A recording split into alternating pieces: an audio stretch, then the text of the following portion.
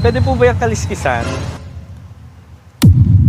Oh my gosh! May nag-request sa atin. Tuyo eating challenge. Pupunta tayo ng palengke para bumili. Kaso ate, hindi ko lang alam paano bumili. Kasi first time ko to ha. Pero tara, punta tayo ng market. Gosh, dito na tayo sa market. God, first time lang to. Ate, pabili po ako. Pabili po ako ng tuyo. Saan po ba yung tuyo? Pwede po ba yung kaliskisan? First time ko lang kasi ate. Magkano po ang tuyo? 20. Isa nga po. Oh, yan pala yun. Ito tay. Sorry, nahulog. Gosh,